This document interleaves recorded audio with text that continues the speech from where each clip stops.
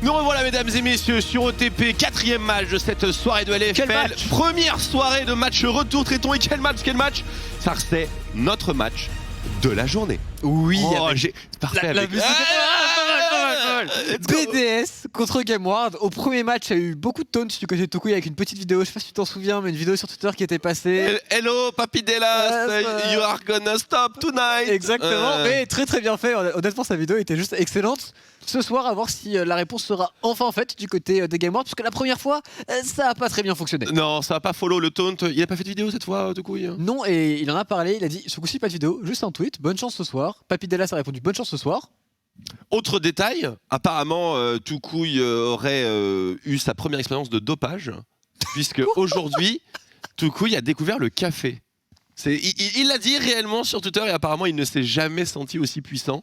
Et on ne sait pas quel genre d'animal on va avoir ce soir. C'est un vrai truc, hein. First time café pour Toucouille, je pense ça... qui est quand même déjà plutôt... Ouais, mais c'est peut-être pas bien du coup. Parce qu'en général, quand t'es vraiment trop chaud, en game, ça peut se traduire par 0-10 très rapide.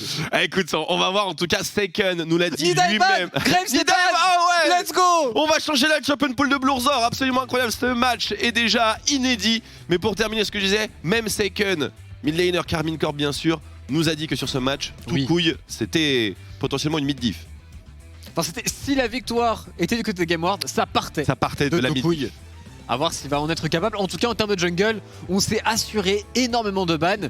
Et là, ce qu'on peut voir, c'est que Rel est open, Kai'Sa est open, et Udyr est open, et très certainement lock ici par Lulex. Surtout qu'avec tous ces bans jungle, en termes de réponse, il n'y en a plus tellement pour Blurzor. Et surtout lorsque c'est une open Udyr, puisque la réponse Olaf, maintenant, on l'aime plus tellement. Ils se sont auto-ban les BDS, donc ils peuvent même pas vraiment aller chercher. J'avoue. Après, le scanner, par contre, mais sur Blurzor, je sais pas si c'est vraiment un pick que tu vas aller chercher. Pour moi, le dernier jungler carry qui resterait ici, c'est un petit peu Lilia. Oui. Ça fonctionne contre Udyr, on le sait. Oui. Donc Blurzor Lilia, et c'est juste parti en fait. Blurzor Lilia, Blurzor Scanner peut-être. Scanner d'ailleurs qui a 2 wins pour le moment en LFL sur 2 matchs. Ouais. Qui a très très bien fonctionné par 2 fois. Et pourquoi pas un fasting du côté des BDS avec Jeline du coup qui joue un petit peu plus support. Et tu en parlais, la Lilia qui devrait sortir et qui est lock. Mais en fait il faut que je vous dise, c'est que en fait depuis le début je suis avec Dinep et je suis son assistant coach. Ok, moi je fais les picks de Gameward maintenant. D'accord, vas-y. Il y a un 3, 2, 1. Il y a un Azir qui va sortir. Ouais, et il y a une Kai'Sa je pense. Azir Kai'Sa tout de suite qui est demandé. Moi ça va partir sur un petit Tamekench chez BD. Il y a un Thresh aussi peut-être qui pourrait partir. Parce que Prime a été très bon dessus. Il y a Rel qui est toujours open et nous avons un Tamekench qui peut potentiellement arriver. Oui. Est-ce que l'un va avec l'autre? Est-ce qu'il y a éventuellement chez Prime... Il y a Thresh qui est open. Il y a le Thresh, mais est-ce qu'il n'y a pas un Pike chez Prime, tu vois, quelque chose? Tu avais le Azir, après c'est un Croco, évidemment. Est-ce qu'on a le TK juste ici? Est-ce qu'on a Lucian? Est-ce que c'est pas le moment? Alors, Lucian est en 0-2 chez BDS. Certes, mais Lucian contre Azir, ça serait pas mal. Jace aussi, et ça marcherait très bien avec les gars. Ça marcherait bien, c'est un bon équilibre mid-jungle, mais après on n'a plus le support qu'on veut. Après, c'est eux qui ont la re-engage en support. Donc ils peuvent aussi se couvrir et avoir un très bon support à aller chercher. Et ça libérera finalement la top lane d'Icebisto. Au final, on va partir Gragas, flexable. Ouais, mais non. Ouais, mais attends, avec Fasting Gragas. Enfin, Fasting Senna, mais avec Gragas qui farm. Ça farm bien, Gragas. Non? Vraiment pas? Genre vraiment 0? Je pense vraiment 0 en botlane. Ok. Bon, moi, c'est un Gragas Renekton classique alors. Oui, je pense. Après, Icebisto a fait de très très bonnes games sur Gragas. Le match-up, on le connaît, il est correct, il va pas se faire dive, il va très très bien résister. On va préférer commencer à battre des ADC du côté de BDS. Et le fameux Lucian qui est retiré, pourquoi pas, avec un ban Jace. Il faut complètement le ban Jace, puisque autrement il y a la transi de Chico qui est juste tout trouvé, et ce serait fort dommage. Autre réponse également, il reste le Victor, hein, bien sûr, du mid laner star des BDS, mais on commence à avoir beaucoup d'AP dans cette team. C'est un topside full AP. Si on part du principe que ce gars c'est vraiment top lane, et je pense qu'il le sera. Udyr est immortel, en principe. Udyr est immortel, les mercures, le collier verdoyant, c'est ça? Collier verdoyant, là, je crois que c'est ça. Je crois que c'est ça, mais là-bas, de toute façon, ils nous écoutent pas. Le Jace, comme prévu. Alors, est-ce qu'il reste quelque chose? Bah là, il y a Rel. Mais Rel, Senna... Bon, non, Corki c'est magique, mais bon, Corki il est bien ici quand même. Hein. Corki est pas mal. Ça fait une composition ultra scaling. Est-ce que tu as envie d'aller dans de l'ultra scaling du côté de BDS? Moi je vois Corki Senna, je me dis que quand on aura les Rapid Fire Cannon, juste la game est terminée quoi. Après les Rapid Fire Cannon c'est 3 unités. C'est ça, et du côté de BDS en termes de playstyle, pour moi ça veut beaucoup plus jouer sur leur game, mais tu avais raison avec ce Corki. Et beaucoup d'AP, énormément d'AP même du côté de Jelly, il va falloir faire beaucoup de dégâts, il va falloir être bien dans sa game avec sa Senna. On est bien d'accord. Sans Senna, véritablement, l'itemisation des Game Ward, elle est juste easy peasy. Une hache contre cette Senna, justement, on va forcer la cleanse à minima. Il y a Rev qui est open, il y a un Thresh qui a été ban. Le champion est quand même vraiment très très fort. Maintenant, il y a 3 ranges en face, donc c'est pas si facile à engage. On va lock dans un premier temps la hache. Tu crois qu'il doute quelque part au niveau de la présence de ce Gragas? Parce que c'est un petit peu tout ce qui justifie le non-pick de Rel, je pense, non? Je pense qu'il doute un petit peu. Après, Rel a joué contre autant de range, c'est pas non plus optimal. Il y a des champions qui pourraient être incroyables ici, c'est des champions à hook. Ouais, mais Rel, Autant, tu mets les stuns et tout. Ouais, je pense que c'est fort. Mais de toute façon, Rel c'est quelque chose. Hein. Ce sera plutôt un set de récupérer pour Prime, donc une botlane extrêmement agressive. On est bien d'accord. Est-ce que ça va résonner véritablement avec la jungle de Lulex? Lui dire, bon, c'est un bon tanker de tourelle, mais en termes de pure dive, puissance offensive, c'est... On verra. Peut-être qu'on sous-estime bien sûr trop lourdement la violence du combo. Last pick. Alors normalement le support, et non, le support tu avais... Mais non, mais c'est pas un fasting Gragas, ça n'existe pas. Ah mais non. Tu as dit 5 fois au moins dans cette draft. Ah mais tu as raison. Et genre je suis là mais juste de rien en fait. Genre... J'avoue, t'as fait la draft BDS. Hein. Attends, par contre, est-ce que ce sera vraiment une fasting ou pas?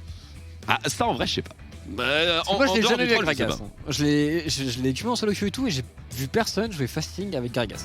Est-ce que t'as déjà vu des Senna farmer purement et simplement? Oui, ça existe. Bah après, en solo queue c'est différent parce que vu qu'il n'y a pas de duo, c'est compliqué aussi. Comme il n'y a pas de duo queue, tu peux pas trop te mettre d'accord pour farmer ou non avec ta Senna. Donc, ouais, tu ratrain. Bah ça crée des problèmes Senna fasting actuellement à YOLO parce qu'on peut pas duo queue. Bref, c'est un autre débat pour un autre moment. Le Gnar qui a été pick du côté de Monsieur le support qui whine. Oui bon ça va, je suis plate, c'est bon. Merci. Ice Visto sur le match-up top lane qui devrait avoir l'avantage. En mid lane, on devrait tout de même avoir le push du côté de Toucouille. Et du coup, qui dit push, on parle beaucoup du mid-jungle en général. On sait que ça va être très important ici. Et pour le coup, Lulex, il devrait avoir une avenue pour aller invade, pour essayer un maximum de faire bouger les choses. Il est weak ce mid-jungle. Il est weak. C'est ça, moi, Udyr Azir, personnellement dans cette game, ça me convainc un peu plus que Corki Lilia. Corki Lilia, ça m'a l'air extrêmement faible. Mais après, Lilia a toujours cette magie de pouvoir aller counter, invade des camps sur des timings complètement improbables parce qu'elle a 802 MS et qu'elle a outrun un Udyr. Oui. Tu vois, dans cette optique-là, tu peux pas vraiment savoir ce que Blurzor a en tête, d'autant plus que Blurzor, c'est la première fois qu'il ne joue ni Nida, ni Graves, ni Taliyah, mais surtout ni Nida. Il a fait une game de Taliyah? Il a fait une game de Taliyah. Quasiment que du Nida des Graves. C'était dans les 2 défaites d'ailleurs. Il a perdu avec Taliyah. Terrible. Ouais, contre Easy Dream. Pourtant, le champion, c'était quelque chose à l'époque. Oui, tout à fait. Mais d'ailleurs, il avait un bon score, hein, mine de rien. Et du coup, c'est un véritable test pour Blurzor, voir s'il va être capable de jouer de la même manière qu'habituellement pour BDS, continuer de carry les games. Est-ce que BDS va être capable de jouer autour de lui, autour d'un pick Lilia, ce qui est quand même largement différent par rapport à Nidalee Graves? Le côté positif, c'est que l'équilibre de cette composition BDS n'est pas révolutionné. Le mid-jungle, c'est toujours le cœur de la composition. Il faut absolument que ces 2 persos soient bien. Le reste... ça se manage, modulo Senna bien évidemment, mais Senna c'est jamais vraiment out d'une game à partir du moment où t'es à côté de creep quoi. Exactement, et du côté des Game Ward, c'est une composition assez classique pour eux, avec Toucouille en carry principal et Elam, les 2 carrés qui font vraiment un très très bon boulot du côté des Game Ward, et autour on a 3 tanks, on set up les teamfights et on joue le 55 à fond. Je vois bien cette game partir sur de gros teamfights de late game et voir qui a la plus grosse dans ce domaine-là particulier. Bien entendu, une course au dragon, une course au baron, une game potentiellement très longue. Est-ce qu'il y a une possibilité de hard snowball ici? Parce que personnellement, je ne l'identifie pas du tout. Même s'il y a une team qui commence en 5-0, le truc c'est... je me dis que ça se joue encore. Pour moi, le hard snowball, j'irais peut-être le voir sur le côté de la top lane, mais même là en top lane, je vois mal Renekton Udyr exploser un Gnar, et je vois mal Gnar Lilia exploser un Renekton. Ouais. Je peux me tromper après, mais du coup sur la top lane, il n'y aura pas trop de solutions. D'accord, pas de problème. On va juste remake la game qui s'est lancée à cause d'un bug de rune. Visiblement, ça ne devrait pas prendre trop longtemps. Continue, je t'en prie. Et après, en termes de mid lane, bon, c'est peut-être le match-up le moins snowballitaire. Enfin, il snowball quelque part, mais... je sais pas, qu'en pense le public. Non, on va pas demander le public, mais Corki Azir, ouais, c'est Resident Sleeper. Mais est-ce que la donne n'a pas changé? Parce que l'itémisation d'Azir n'a pas fondamentalement évolué, même s'il y a quelques détails. Par contre, Corki, ça a changé du tout au tout. Hein. Et le Shilbo est vachement fort sur lui. Bah ouais, et c'était un pick qui était relativement weak avant d'avoir Manamune Trinité auparavant. Maintenant, rien qu'avec Shilbo, est-ce que tu peux pas juste... Shilbo Manamune, c'est fort. Hein. Shilbo Manamune, c'est très fort. Et surtout, Shilbo Package. C'est pas mal du tout, mais bon, c'est pas un champion qui va hard snowball la game sur le. À part si c'est Non. vraiment 5-0, c'est un truc de ouf. Bien sûr. Globalement, non. Et c'est un petit peu pareil en bot lane. Quoique, s'il y a une lane sur laquelle on pourra en passer devant, je pense que la bot lane Game Wars H7, c'est très très violent en termes de 2v2 pur et dur. C'est extrêmement fort. Si la H elle peut taper, le 7 peut lâcher un casse-tête. Et à partir de là, on peut enchaîner. Là-haut, du côté de la bot lane des BDS, on est beaucoup plus sur du farming, du sustain. Et on attend que la Senna se mette bien dans la partie. Est-ce qu'on peut on ne peut pas dive un Senna Tahm-Kench, on le sait, c'est trop dangereux, beaucoup trop risqué. Est-ce qu'on peut dive un Senna Gragas? Avant niveau 6, j'aurais tendance à te dire oui. Après niveau 6, ça devient beaucoup plus compliqué parce que les contrôles de Gragas sont durs à gérer pour un dive. On est bien d'accord. Eh bien écoutez, on a bien fait le tour de la draft ici. Il ne reste plus qu'à vous fournir quelques informations broadcast en attendant que la game se lance. Première information, c'est que le match suivant opposera les LDLCOL aux Missis Première. Deuxième information, c'est qu'évidemment cette semaine, la LFL a commencé 1 heure plus tôt. On aimerait savoir ce que vous en pensez. N'hésitez pas à vous manifester sur vos divers réseaux sociaux pour nous dire « Oh ouais, c'est trop bien de commencer les matchs à 18h plutôt que 19, comme ça on peut faire dodo et tout » ou pas. Voilà, on a besoin de vos retours. Oh ouais, c'est trop nul, j'ai raté mon goûter à cause de vous et je ne peux pas du coup regarder la première Le game. petit goûte à... Bon d'accord, ouais, c'est l'heure du goûter, j'avoue. Ça goûte tard quand même. Il y a la fin de travail aussi qui peut être embêtante, mais c'est aussi, il faut se régler aussi avec les joueurs qui C'est le bon équilibre. terminent. Nous en sommes convaincus, mais nous aimerions bien sûr avoir votre opinion. Et enfin, dernier élément et non des moindres, avant-dernier élément, je vous ai pranké. La LCK est de retour cette semaine. Oui, vous aviez vos matinées de libre. Eh bien, figurez-vous que ce temps est révolu. La Ligue coréenne, la Ligue championne du monde, la Ligue aux 6 étoiles, la Ligue de Faker est de bel et bien de retour sur ETP tous les matins à partir de 9h. Et cette fois-ci, bon, cette semaine, eh bien évidemment, on a commencé plus tôt, mais normalement, ça va commencer qu'à partir de mercredi. Maintenant, si tu veux vendre une ligue, faut pas dire la Ligue de Faker, faut dire un truc qui rime avec ça et dire la Ligue de Showmaker. Ça vend mieux. La Ligue de Faker copiée par Showmaker. Ça te va ou pas? Bah non, ça me va pas. Bah pourquoi? Bah c'est qui le plus récent champion du monde entre les deux? C'est fake. C'est Hacker. Et Ah là, boum. t'avais une dernière info, je crois? Oui, la dernière info, c'est que demain soir à 21h00, c'est bien ça. Je sais de quoi tu vas parler. Bah ouais. Oui. Bah vas-y. Le Classico? Ah non, je parlais d'un super documentaire qui sortait demain soir, justement sur le permafrost. Connais-tu le permafrost? Il est en train Le de fondre. Classico Solari Carmine Corp, demain 21h. La réponse avec les deux équipes qui en plus ont pris une victoire aujourd'hui. Ça me rappelle un petit peu le scénario de ce qui s'était passé en première semaine pendant la Super Week. Donc évidemment, très très curieux de voir ce qu'il va advenir demain. On est bien d'accord. L'écart ne s'est pas recreusé depuis leur dernière rencontre, puisque Solari a heureusement sécurisé une victoire aujourd'hui et donc toujours dans les débats de play-off et pas dans une position si horrible que ça. Donc s'il y a bien sûr une base pour l'upset, c'est certainement là qu'ils auront la meilleure chance, mais j'ai quand même l'impression que la Carmine a progressé à une vitesse affolante. Leur match était impressionnant contre Vitality quand même. Après il reste encore une journée peut-être pour faire des derniers réglages. En tout cas moi j'ai beaucoup aimé ce que Steelback nous a dit en nous disant on n'a plus peur de se battre, ça va être utile. Et du côté de Saken, on est plus en mode le but c'est vraiment le top 1, le Classico c'est bien, il faut prendre juste les points pour être le plus haut possible au classement. Et d'ailleurs, si jamais BDS venait à perdre cette game, la Carmine serait première, égalité avec BDS encore une fois.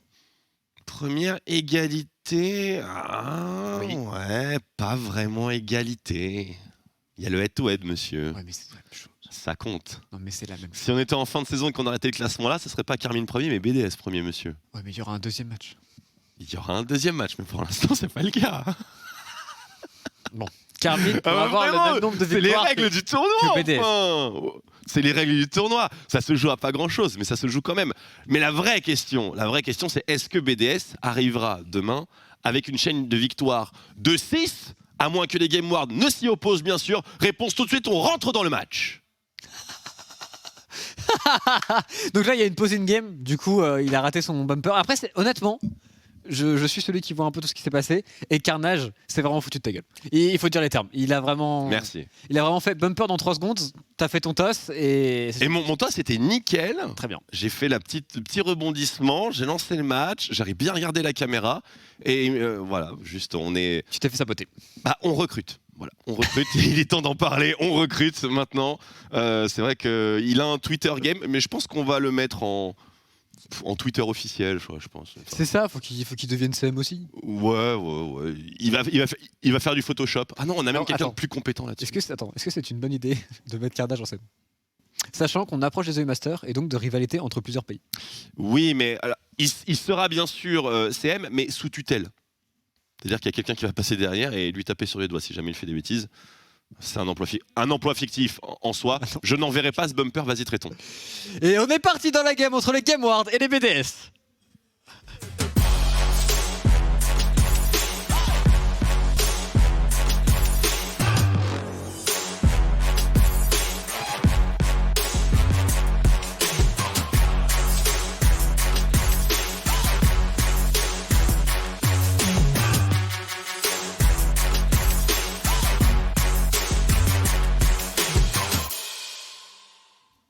Nous sommes enfin dans le match. Apparemment, il s'est passé des choses. Manque-t-il des sorts d'Invocateur? Absolument pas. Invade de vision pour Game Ward.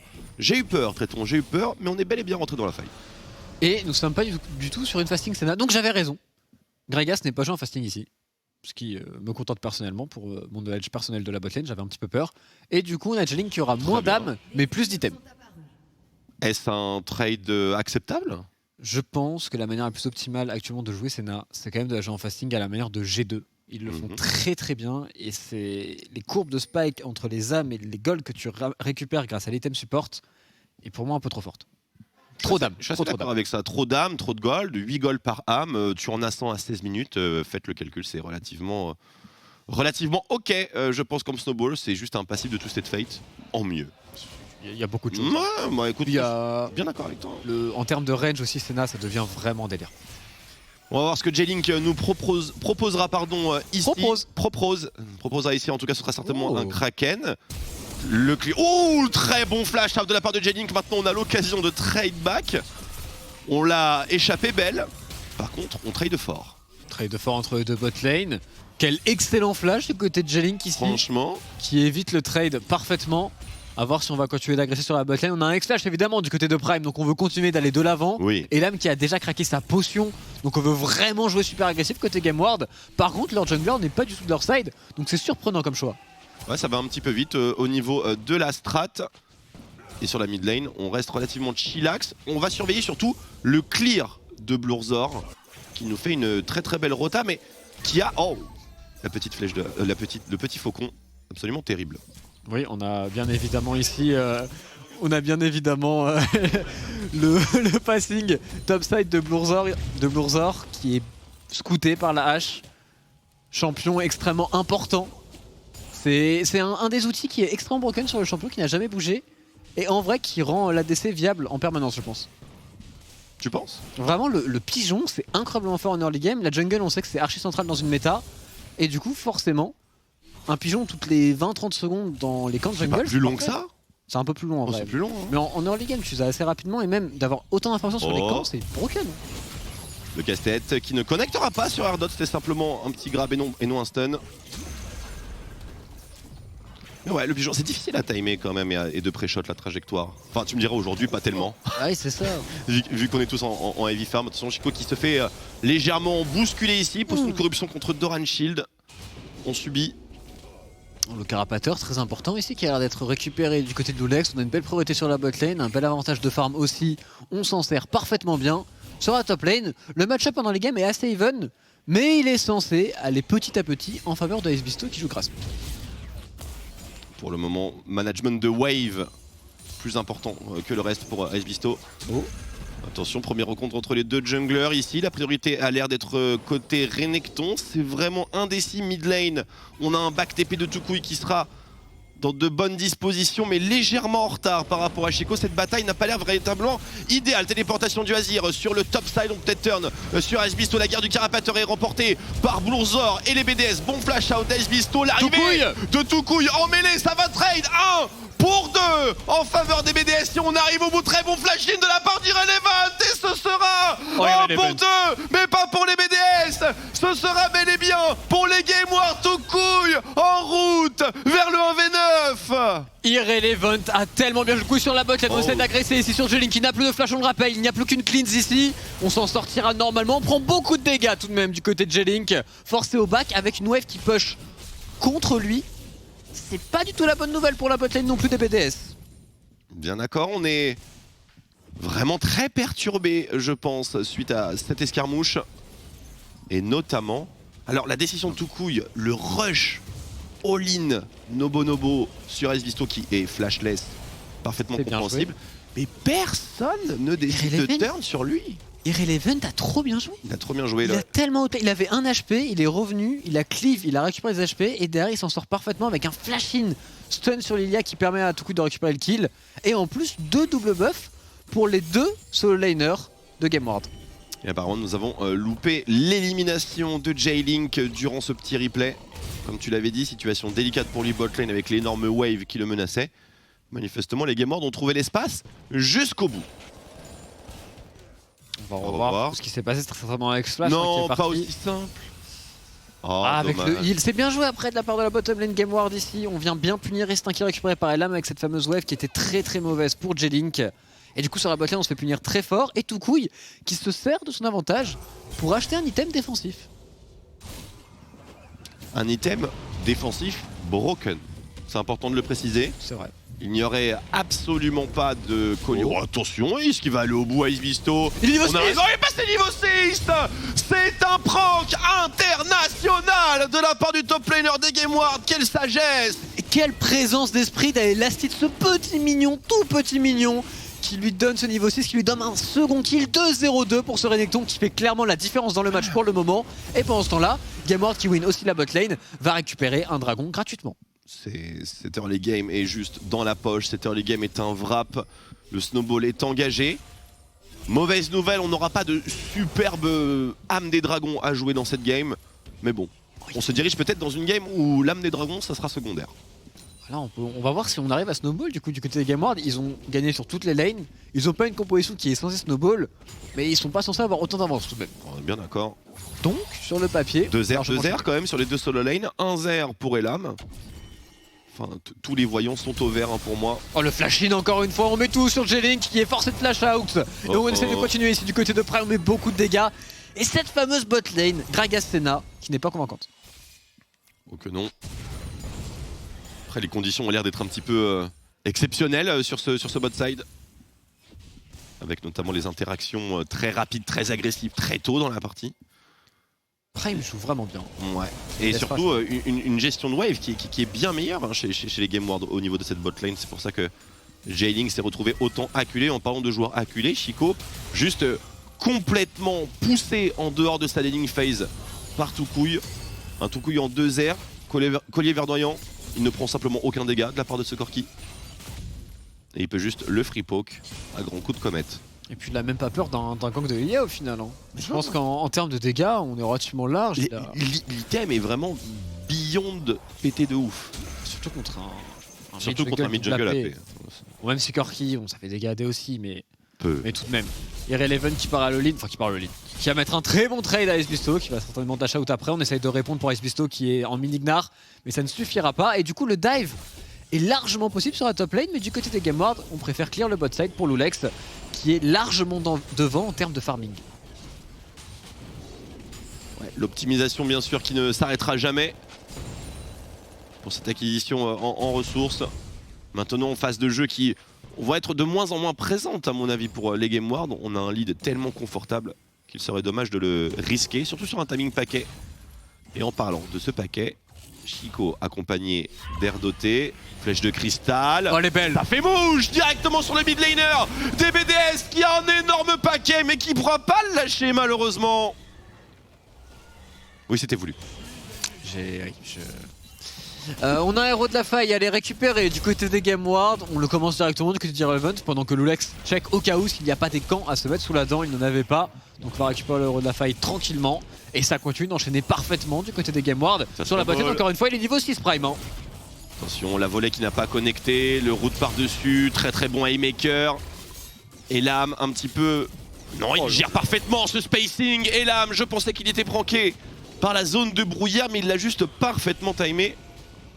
Et pendant ce temps-là, bien sûr, de côté de la map, on prend le héros de la faille et on va aller le crasher plus tard. Plus tard, mais sûrement sur la mid lane qui a pris tarif. Il y a eu des plays qui ont été récupérés par Toucouille. Donc Ah, je crois c'est vrai, qu'il y en a pris 2 sur la mid lane sur ce move. Prime encore une fois à l'agression. Ça commence à être dangereux. Le Gregas va passer niveau 6. Il y a une exhaust. Le 2v2 est plus aussi gratuit du côté des Game Ward si on joue proche de la tourelle BDS. Toucouille, premier sur le décalage. Juste responsable de la pression.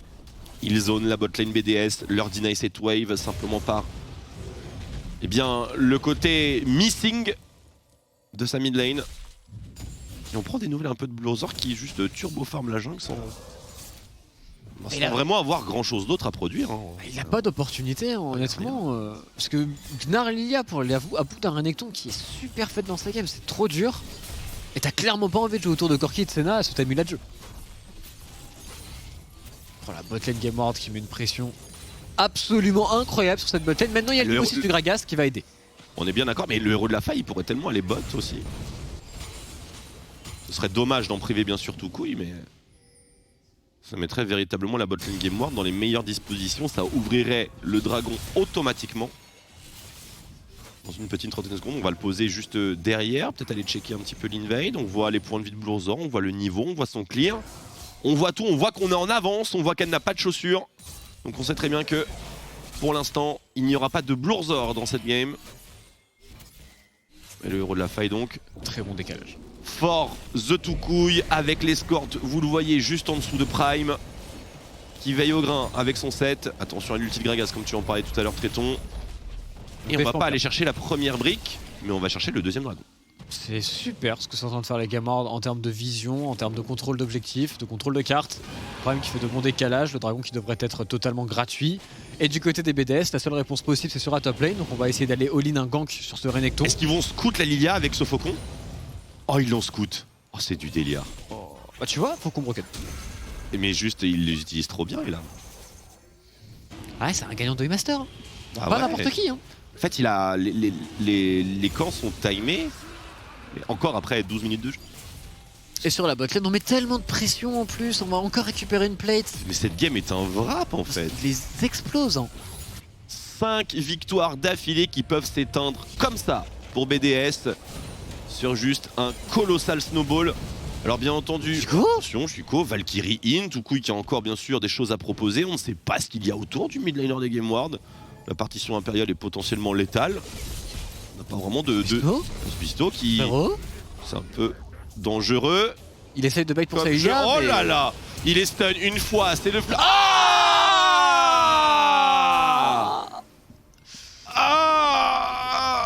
Ah ça arrive. Ça arrive. Ça arrive à tout le monde. Même à Loulex. Même à Loulou. Mais ça fait toujours aussi mal. Ah ouais. Surtout sur ce mur en particulier. Ouais. La fameuse Domingo. Il faudrait trouver un nouveau nom maintenant. Bah, Domingo c'est bien. Hein. Ouais, c'est bien, ouais, c'est l'histoire. Ok. Ah, je Ça me pense va, que... moi. Regarde, on n'a pas changé l'Insec. Bah, on appelle plus ça une insect, finalement c'est juste un move de Lee Sin de base et sinon si tu le joues et que tu fais pas ce move là, t'es report. Oui. Bon, on est d'accord. Bon, vu comme ça, tu casses mon fun, merci. On l'appelle le ward kick, j'imagine. Ok, la Dandu, on l'appelle toujours Dandu. Ah, la Dandy, ouais. C'est vrai que la Dandy, ouais. Mais c'est stylé les Dandu. C'est assez stylé. Un intérêt limité, quand même, parfois, mais relativement stylé. Toucouille qui a récupéré la poire tourelle du match sur sa mid lane, qui en plus récupère un blue buff derrière. Et sur la bot lane, on va aussi récupérer une tour. Et c'est 10 plates hein. Et 11 avec la top lane. Il y a 11 plates de récupérer par Game Ward à 0 pour BDS. 5 à gold d'avance à 13 minutes. C'est l'un des plus gros écarts qu'on a eu en LFL. C'est une démonstration. Alors maintenant, on a vu tout à l'heure bien sûr les Solari remporter leur match grâce à un Corki de Scarlet Monster Fed qui a complètement dominé le match une fois ces 3 items atteints. Scénario réalisable à nouveau ici. La route est longue hein, bien sûr. Ah Toucouille. Le dive il est chaud quand même, il va passer en méga, on n'a pas d'informations, on met juste un petit peu de pression. Il y a LM d'ailleurs qui a fait le dégage sur la mid lane, on essaie de bouger un petit peu les choses du côté des Game Ward. Mais il va très certainement falloir attendre les objectifs, notamment ce dragon qui respawn, le prochain héros de la faille pour enchaîner sur des T2. Ça semble compliqué avant cela. Un peu d'air pour les BDS Mais pour répondre à ta question, Ouais. je suis content de voir que Gameward est capable de punir une composition aussi late game, de forcer directement sur des phases de lane et d'enchaîner. C'est assez surprenant en vrai qu'ils aient pu le faire aussi tôt dans la partie. Bah, c'est Mais parti c'est d'un bien. carap. Hein. C'est parti d'un carap, mais c'est très très bien quand à LFL on puisse punir du Senna Corki parce que c'est un combo qui est très très fort actuellement. Et qu'on va revoir de plus en plus dans les semaines qui viennent. Ce patch 11.3 étant bien sûr le patch sur lequel essentiellement vont se jouer les attributions des places au playoff. Ou en tout cas le sprint final. Une pleine maîtrise est essentielle, je te rejoins. Cher Tréton. Et Oui. maintenant, pour Gameward, c'est l'atteinte top lane. L'objectif, on a mis le membre fort, c'est-à-dire Tukui qui est en 2-0-2 sur le top side, il va mettre beaucoup de pression. Et Releven qui empêche ici J-Link de freeze tranquillement sa lane. Et je vois pas de réponse pour BDS. Réellement. Serré, simplement essayer de verrouiller un maximum. Quelle ligne verrouiller? La ligne des T2 peut être protégée. Bonne ultimate de la part d'Erdote, mais c'est pas terminé. Bien non. Oh la flèche! oh Les golas! Oh, Le flash. Chico, c'est le flash out ici, obligatoire, et avec 2 flashs en moins, c'est juste un énorme smile qui se dessine sur le visage des Gameward. On a endormi ce Renekton, est-ce qu'on veut véritablement le réveiller? Renekton, Oh, il y a encore du une monde. ultimate, hein. Superbe flash stun en get back sur Chico. Chico sans summoner spell. Il suffit juste de lui courir après. Pas d'ultimate de la part de Senna. Mais là, on est complètement coincé. La Valkyrie out. Le jump out de la part de Ice Beast. On en a besoin. Est-ce qu'il a quelque chose? Non, il n'a rien. Il n'a rien. Le top laner des BDS. Pris la main dans le sac. Et c'était un 4 contre 5 pendant ce temps-là. Tukui Aïe, récupère la aïe, tourelle sur la top lane. Catastrophe pour les BDS. Ouvrir Le snowball, milieu. faut totalement ouvrir la game pour revenir. Ça va être tellement difficile. C'est possible. Oh, Mais ça va être super dur. attends, mais on parle de ces dégâts ou pas hein? Ah, c'était une grosse Bertas normale. Ouais, ça, comment ça, normal? Honnêtement, ça me choque pas. Ok. Ah, ils ont couru dedans. Ouais, mais enfin, il est derrière ce Corki quand même. Censé être derrière. Puis il a une larme. C'est vrai qu'il a juste un shitbo. Écoute. Mais c'est la grosse. Moi je vois le côté arc, j'ai pas trop vu le côté bouclier là. Bon en tout cas le héros de la faille est bien sûr automatiquement pour les Gameward. Qui dit héros de la faille dit dragon en toute logique, dépendamment de ce que notre cher Loulou souhaite focus. Il y a un sprint dragon ici pour les BDS hein, sous ce timing paquet de Chico pour se racheter 5 minutes de scaling puisque c'est le sujet, la seule trajectoire de comeback pour eux. Maintenant ça peut être le trop de la game. Ils n'ont pas vraiment, ils n'ont aucune assurance en termes de vision. Ils sont safe, nous on le voit, eux beaucoup moins. Par contre, la ward derrière en flanc pour Eleven Oh, qui a pour summon une téléportation ici qui va partir pour les Gameward de Teamfight. Il peut être excellent avec une belle arrow encore une fois. Ah, est-ce qu'on a le DPS, le jungler Loulex qui est arrivé, l'arrivée d'Irrelevant, zoné par le package, routé Oh, Prime. par le Z de Senna, superbe intervention de Prime ici qui va nous lock certainement 2 kills pour son équipe sur Blurzor ainsi que sur J-Link, mais le reste bien sûr parviendra à s'enfuir. Ice Visto qui se met, j'ai pas envie de dire bien mais qui prend quelque chose quoi.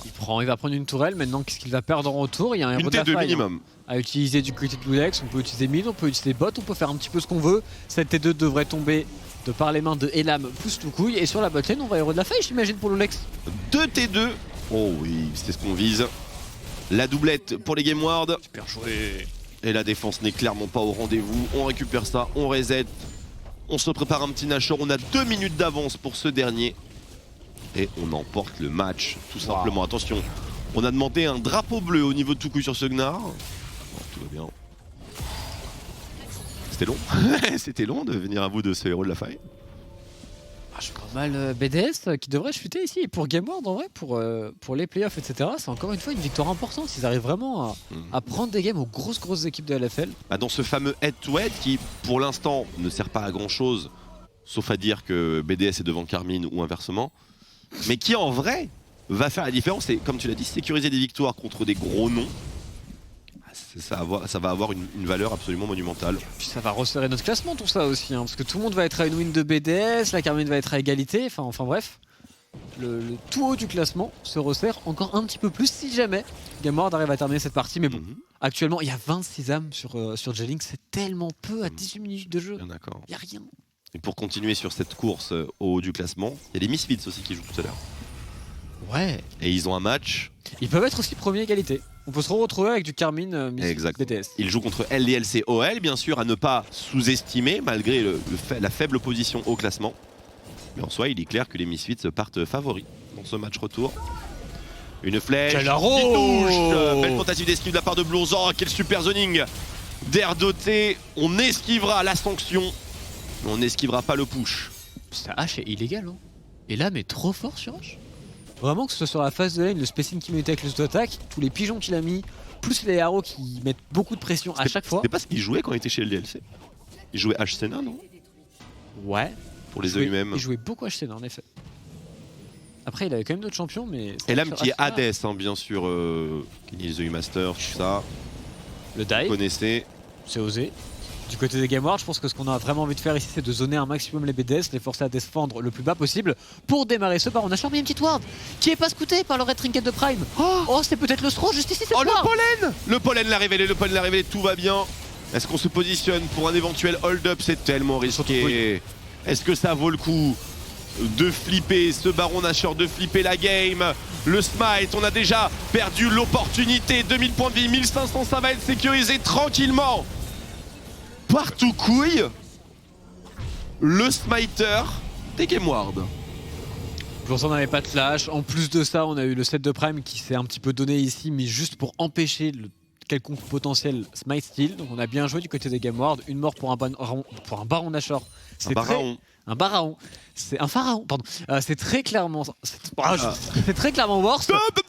Et maintenant, on va pouvoir enchaîner sur la botlane avec un bon push. Il y aura un dragon dans 1 minute 20 récupéré aussi assez gratuitement. En termes d'items, il y en a 2 sur les 2 carries. Autant dire qu'on est très très bien pour les Game Ward. Chez les BDS, est-ce que ça peut Non. te sembler... Ça va? Est-ce que ça peut te sembler suffisant pour l'entrée en matière d'un Corki? Non. Non, pas du tout. C'est loose. C'est complètement loose. C'est open the gate. Ah, écoute, on va voir, est-ce qu'il y a un paquet, quelque chose? Le seul truc, c'est un giga flash in de Blourzor avec un très bon slip qui est bien follow-up par un méga de Ice Bestow. C'est le seul truc que je vois pour comeback cette game. Ok, on met quand même bout à bout pas mal d'éléments. Voilà, donc du coup c'est open. Ouais, du coup c'est très difficile. Mais il y a un package ici, l'overextend, timing paquet de Corki. C'est bien sûr quelque chose qu'on voit assez souvent. On a tendance à disrespect quelque chose d'aussi discret. Et c'est peut-être le moment, justement, on va tenter d'isoler Irrelevant qui se replace, mais comme un Kingos. Oh, les dégâts de Toucouille sur Ice Bestow. Il le renvoie chez lui, on est obligé d'aller sur la fontaine ici pour Ice Bestow et pendant ce temps-là on va pouvoir push sur la botlane. C'est la game, hein, c'est la game. On a peut-être la game ici pour les Game Ward. Prime qui cherche l'engage, Prime qui cherche l'opportunité, Prime qui réfléchit, qui ajuste et qui est prêt à enclencher. Zoning de Toucouille mis en place, inhibiteur botlane qui sera sécurisé. On ne perd pas le nord bien sûr côté Blourzor, on prépare la transition et on clear la wave. Inhibiteur botside, oui c'était presque pas bon mais c'est bon. On a un dragon, on a une rotation mid. Qu'est-ce qu'on fait? Alors les Game Ward, deux choix, soit faire le dragon c'est extrêmement safe, soit essayer de continuer de push avec le timing du baron Nashor et aller chercher une T3 mid lane. Moi je pense que continuer de push c'est une meilleure option ici. A voir ce qu'ils vont décider de faire. Prime il va mettre du temps le solo. Oui c'est un set support, Loulex qui s'y colle et a priori le baron powerplay s'interrompra ici. Traitons. Ouais c'est bien ça, le baron powerplay se terminera là. Wow, assez insatisfaisant tout de même. On récupère 1500 gold, 1400. Ah, ils ont cassé la base. Ils avaient déjà cassé tout. Ils avaient déjà tout cassé, voilà, c'est sûr. En vrai, casser la base et prendre un dragon, c'est ok. En vrai, c'est pas un baron powerplay, c'est quasiment un héros de la faille là. Oui. Et du coup, maintenant, c'est sur la top lane. J'imagine la T2, elle va être très difficile à défendre du côté des BDS. Yes. Et on va continuer d'avancer tranquillement du côté des Game Ward. Maintenant, faut pas se rater. Parce qu'encore une fois, le scaling en face est assez débile. Donc si tu laisses 5-10 minutes de free farm au BDS, on aura une autre discussion, à commencer par le deuxième item ici de Jelling. Ouais, Ginzu activé. Troisième item de Chico, ce sera... Qu'est-ce que ce sera d'ailleurs? Le RFC, l'IE, qu'est-ce que c'est? RFC je crois. RFC dans les builds qu'on a vu pour le moment c'est RFC et après IE pour les Corki actuellement sur la mid lane. Bien sûr, puisque sinon il a pas 60% de crit et du coup l'IE est nul, évidemment. Après je me demande si... Alors pardonne mon truc, mais c'est quoi? C'est Neda? Quoi? L'item qui Ferilda? Ouais. Oui. Ça marche sur Corki ou pas?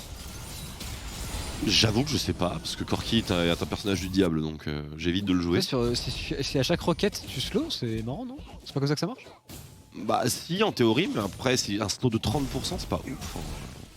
Je sais pas. C'est pas incroyable. Hein. Moi, je l'ai vu sur Ezreal, je me suis dit ça a l'air d'être cool. Faudrait demander à Krakmo, il nous écoute Krakmo ou pas?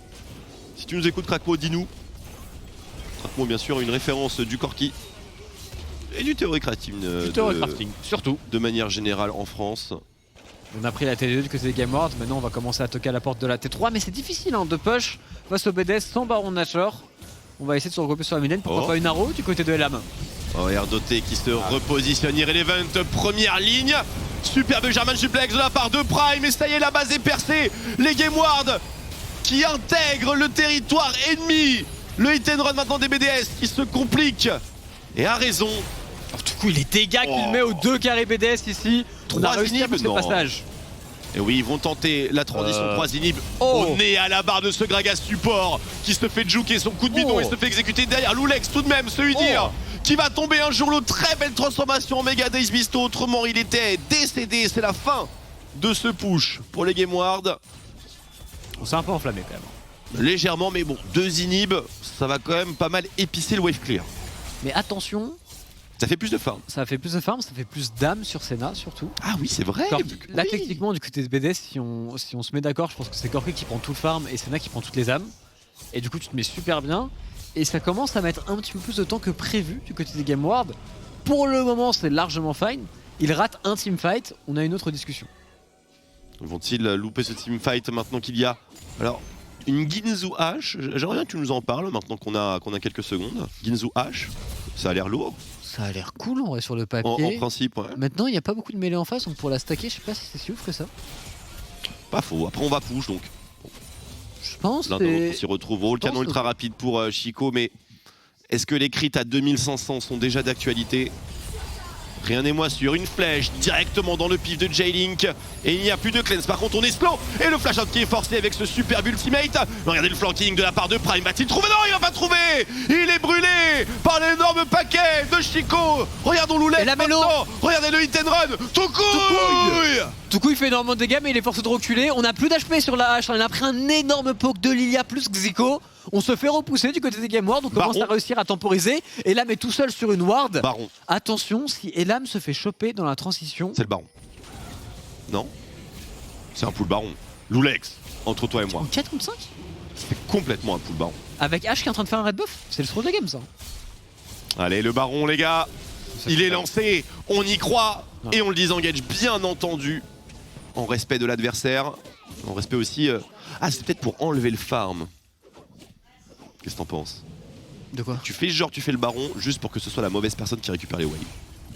Il y a un peu de ça, mais je pense juste qu'ils voulaient créer de la pression pour pouvoir aller jouer sur le bot side après avec le dragon, personnellement. Ou sinon qu'ils sont juste chauffés en mode bah si jamais ils spawnent pas, on l'a. Donc autant le tenter. De toute façon, Loulex peut tanker un Baron Nashor pendant très longtemps. Je suis d'accord qu'il a le time. Attention, on a touché 2 personnes. Non, pas de berceuse pour si peu. Est-ce que le dragon des montagnes est si important? Il est pas mal quand même celui-là. Il est quand même assez sympa sur Loulex, c'est prime, hein. Je pense qu'il est Ah, bien. également sur Irrelevant en réalité. Ah, il est plutôt fat. Hein. Est-ce qu'on peut trade pour un Baron Nashor du côté des BDS ou au moins de la vision pour forcer les Game Ward à face check? C'est là la grande question. Et Game Ward qui joue très bien le coup, contrairement à ce qui s'est passé un petit peu plus tôt dans la journée avec MCL. Il a un paquet, Chico. C'est l'ADC qui est en train de faire le dragon Oui. et non le jungle, et du coup le jungle est disponible pour aller smite steal un potentiel Baron Nashor, donc du côté de BDS, impossible de déclencher un call Nash maintenant.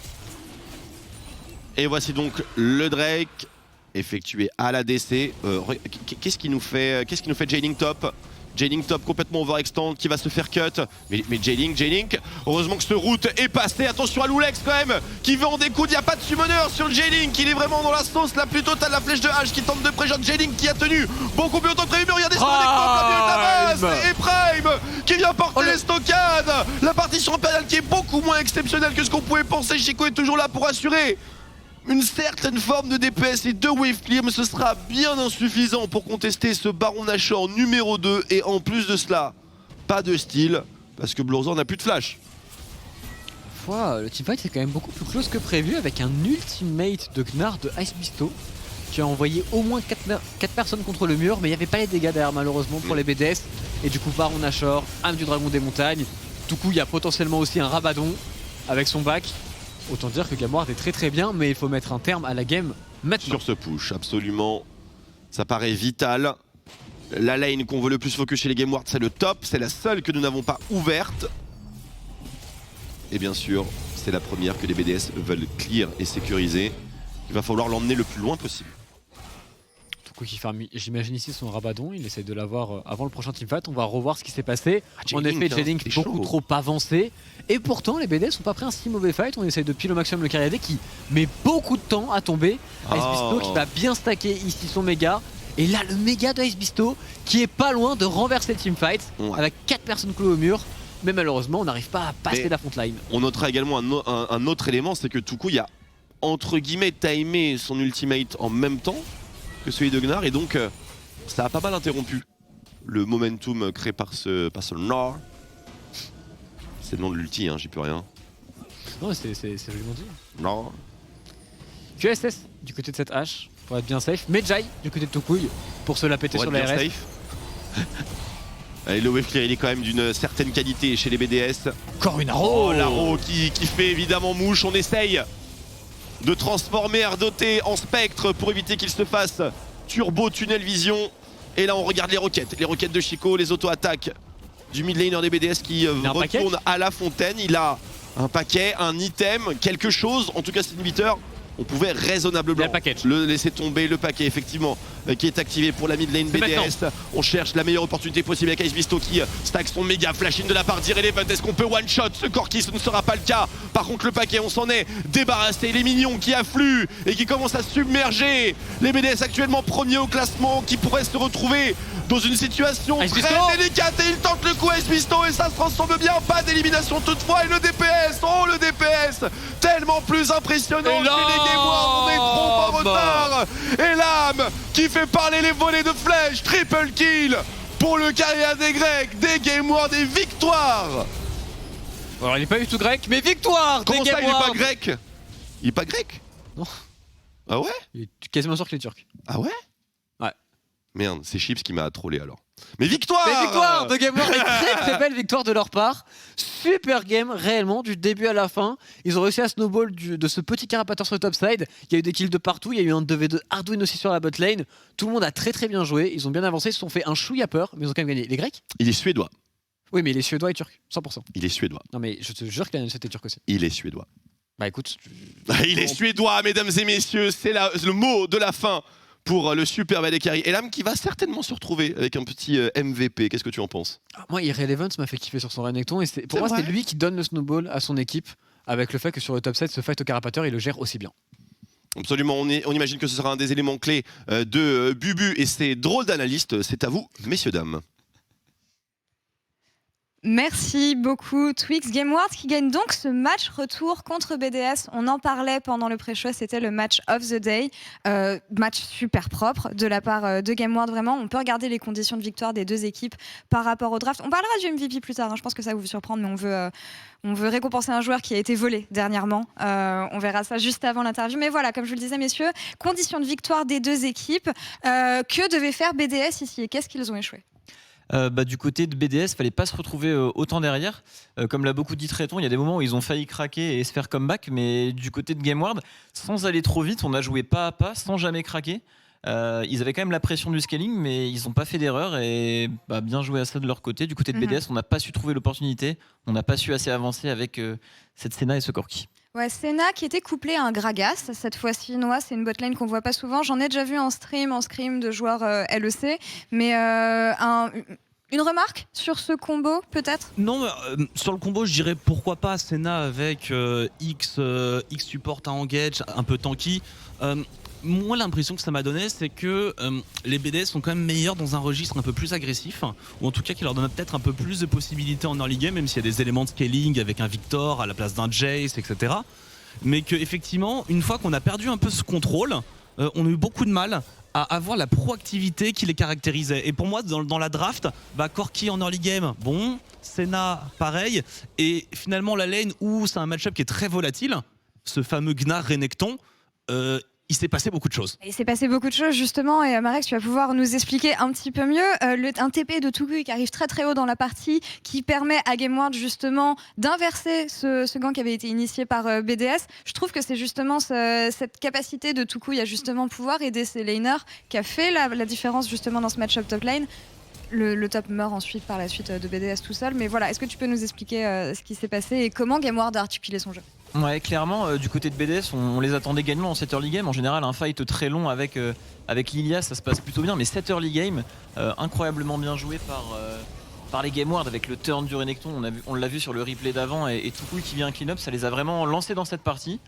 Derrière, on a Snowball de manière très clean. Et pour revenir un peu sur la draft et ce que Noah a dit, c'est vrai que BDS, ils sont tout en haut du tableau. Mais depuis quelques temps, les équipes comprennent que lorsqu'on empêche Bloorzor de mettre tout le monde devant, de jouer sa Nidalee et son Graves, eh bien c'est plus vraiment la même équipe. Bon, c'est quand même de très bons joueurs, mais on voit que c'est totalement différent. La dernière fois, c'était Game Ward qui s'était fait un petit peu stomp par BDS, et là c'est totalement l'inverse, avec une draft totalement différente. On le disait pendant le pré-show justement, qu'est-ce que le jungler de BDS pourra faire? Est-ce qu'on le mettra à mal? Il y a un ban de Graves qui est parti directement. On revoit ce move, mais bon, je pense que la partie était un petit peu scellée de toute façon à ce moment-là.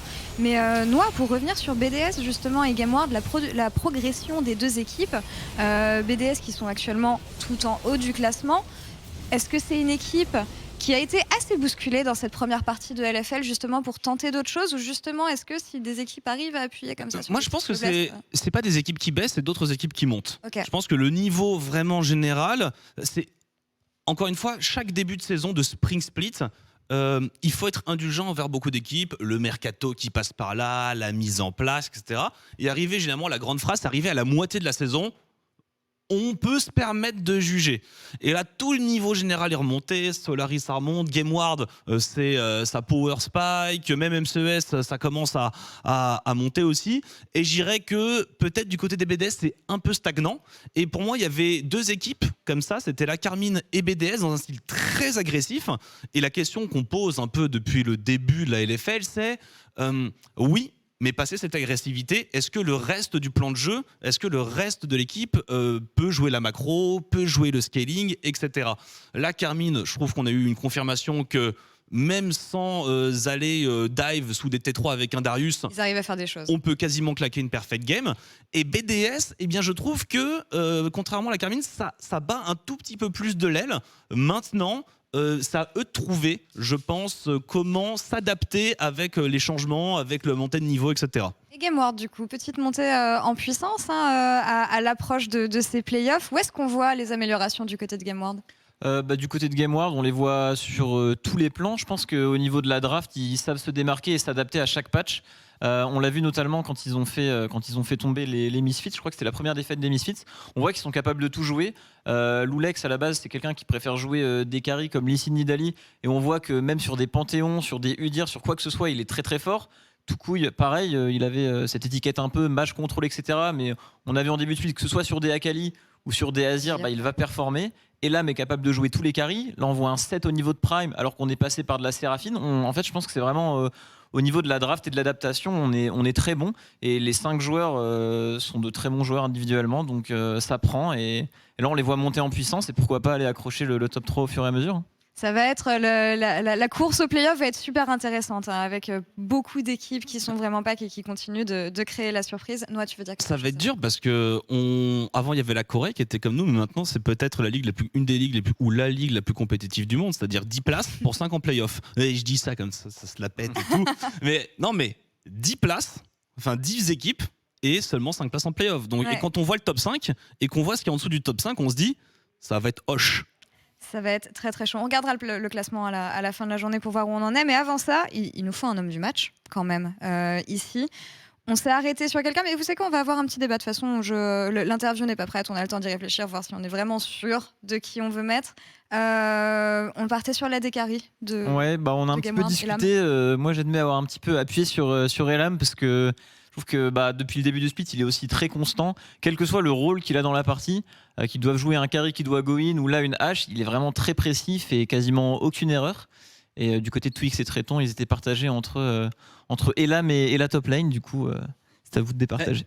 Il paraît, mais je me souviens plus de quel match. En vrai, il paraît que Elam s'est fait style un titre de MVP, donc peut-être qu'effectivement pour son œuvre, mais ferme-la, Tréton. T'es sur l'analyse desk ou pas? Il n'est pas sur le desk. Non, tu ne t'es lui pas sur parles le pas. desk, donc ton avis compte pas. Voilà, c'est tout. On va accueillir l'homme du match, d'ailleurs, en interview. Elam, qui est là, absolument. Carnage, voilà, c'est confirmé. On l'a dit, un joueur qui sait se montrer polyvalent, qui sait répondre aux besoins de son équipe. Et j'ai hâte de lui demander comment ça se passe avec lui depuis son entrée chez GameWard. Elam, bonjour. Bonjour. Hi, how are you? How was the game for you? I'm doing really good. I didn't expect us to have this good of a draft. Mhm. We really hard out drafted them. That's why it was a really hard stomp. It was a good game for me. I liked my performance. Could have been better, as always. Well, you liked your performance. Obviously, we liked your performance as well because you're the player of the game here. So okay, we were talking about the fact that you can play multiple AD carries to fit the needs of your team. Explain the Yes. choice of Ashe here and your evolution as a player since you joined GameWard. First, the Ashe pick. We didn't really practice it in scrims because I don't find it that strong in this meta. But against BDS, I think their mid jungle is really, really strong together, and mostly Bluzor is really good. So having the Ashe, you have bot prio, and I can track enemy jungler, which is really important information for us, since their jungle is mostly carrying them. That's why I picked Ashe, to be honest. And then my growth in GameWard, I really like the atmosphere here. I think it's the team I've had most fun playing in. So it's a good experience here. And we're all growing together.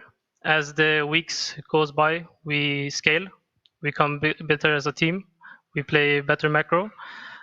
And I think we're gonna win LFL because Oh, I tweeted after we finished the mid split that I didn't really feel that any team was playing really good macro. So it didn't seem like an impossible task to accomplish. So I'm really confident that we will win. And I play to win. So interesting. I just want to translate everything for the people who don't speak English here because there's a lot of interesting information that you just said. Il parlait du fait justement, alors on revenait sur le pick Ashe qu'il avait choisi justement en prévision de counter le jungle mid de BDS, puisque évidemment avec Ashe on peut scout avec son sort. C'est un pick qui a la priorité. Pareil, donc très bon choix de la DKR ici. Et il nous parlait aussi de lui depuis qu'il a rejoint GameWard, de l'atmosphère dans l'équipe et surtout on apprend qu'ils sont très confiants pour gagner la LFL puisque selon lui les équipes ne jouent pas forcément très bien le jeu macro, le jeu académique dont on a l'habitude de parler. Alors, je vais Mais poser... tu peux enchaîner. You were, excuse me, Elam, you were talking about the mid jungle from BDS. Do you think Yes. you have the way, you have the solution to shut them down by shutting down Bluzor? Do you think it's the key to beat BDS? I think that's the most important thing to do against them. As you saw in the draft, we banned a lot of junglers because we know that he's good on those specific junglers we banned. He's also good on Lilia, but since we forced it on him, his team couldn't build a comp around it. So therefore, we put them in a sticky position where they wanted to pick like a counter pick to Renekton, but it made them have too many AP champs, so it like messed up their draft. So first of all, targeting their jungler is the first thing you need to do. And I also think Zico is a huge part of their success. And we banned out his AD mids that he could pair with the Lilia. So he didn't really have any options left beside the Corki. And Corki is like scaling champion. They had like scaling top, bot, jungle. So I think Bluzor first and then Zico. And the rest is like, you can deal with it. It's fine. Thank you. Beaucoup d'informations ici encore. On voulait savoir évidemment qui est imbattable chez BDS et comment est-ce qu'on bat BDS. C'est tout simplement en faisant un shutdown du jungle. On en parlait. Dernière question peut-être avant qu'on continue le débrief si tu veux, Marex. Yes, draft-wise, which team scares you the most because it feels like your team can lean on any lane to win the draft. You can play everything on almost every role. That's the strength of your team. So Which team draft-wise scares you the most in the league? I'd say Vitality B makes me most worried. Not because they're like really good, but they play really aggressive, even though he's not the smartest from them. But they're not really afraid to fight. And from the games I watched, they always play towards bot lane. And usually I don't get killed by ganks, but playing LFL this split, I felt like I got a bit focused in some of the games, like getting cheesed and ganked, which in this meta, junglers usually like wants to full clear. I think Vitality. No, I'm not afraid of their bot lane, but just like it's scary for me as an AD carry that they're like a lot of attention is in bot lane. So you really want to make sure you don't give them a strong 2v2 that can't go toe to toe with it, because then they'll just snowball really hard bot lane. Yeah, I'd say just Vitality B. Yeah, Ok. Vitality B, donc qui est l'équipe la plus effrayante, en tout cas en termes de draft, pas forcément de ce qu'on retrouve en jeu, mais voilà, l'équipe contre laquelle on a le plus peur de drafter. Du côté de Elam, ça reste Vitality B. We're running out of time, unfortunately, but is there something you would like to say to the fans who've been cheering for you so far? Shout out to my girlfriend. We've been together for 2 years today. So yeah. No. Happy Just anniversary! Congratulations. That's amazing. And thanks for the interview, actually, and I wish you good luck on day 2 of the Thank you. LFL. Bye. Thank you. Thank you. Bye. Bye, Beaucoup GG. d'informations, C'est sûr, hein, intéressantes. c'est pas Tréton qui dirait ça. Hein. Oui, c'est sûr. Forcément. Beaucoup d'infos intéressantes et surtout ça répond à beaucoup de questions qu'on se posait par rapport à BDS et leur capacité à... Noah, tu m'écoutes? Je suis Non, désolé. parce que vous le voyez pas, mais là il est complètement en train de rigoler avec Tréton. Bref. Je suis désolé, Bubu. Désolé, Madame Bubu. BDS, peut-être qu'ils ont atteint leurs limites. C'est ce qu'on verra dans les prochains matchs. Justement, les équipes ont l'air d'avoir compris ce qu'il fallait faire pour shut down l'équipe. On va se quitter pour quelques minutes. On se retrouve dans quelques instants pour le dernier match de cette soirée. Ça sera LDLC OL contre Misfits première. À tout de suite.